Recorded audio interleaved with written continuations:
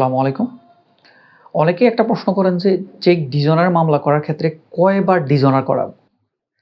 ঠিক আছে? যে ৩ বার অনেকে বলে যে ৩ বার ডিজনার করাতে হবে। কেউ বলে ৩ মাসে ৩ বার ডিজনার করাতে হবে।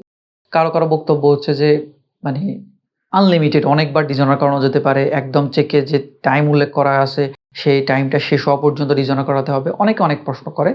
অনেকে অনেক জবাবও এর মতো করে নিজেদের মধ্যে ভুল-ভ্রান্তি নিয়ে আলোচনা করে। তো এই বিষয়টা নিয়ে আইনে যেটা বলা আছে সেটা হচ্ছে আপনি একবার ডিজঅনার করালেই যথেষ্ট।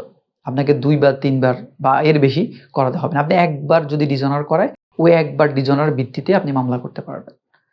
আমরা আগের ভিডিওতে আলোচনা করেছিলাম যদি ব্যাংকে ইনসাফিসিয়েন্ট অ্যামাউন্ট থাকে তাহলে হচ্ছে চেকটা ডিজঅনার করাবে। ডিজঅনার করালে আপনি সাথে একটা স্লিপ পাবেন। বলবেন ব্যাংকে যে আমাকে একটা স্লিপ দেন।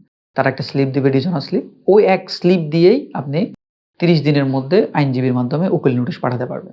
উকিল নোটিশ পাঠানোর পরে ৩০ দিন সময় দিবেন তারপরে আপনি আদালতে মামলা করতে পারবেন। তাই এখন থেকে কেউ যদি বলে যে একবার ডিজঅনার করালেন এটা দিতে মামলা হবে না। না, এই ধারণাটা ভুল। আপনি একবার ডিজঅনার করিয়ে আপনি চেক ডিজঅনারে মামলা করতে পারবেন।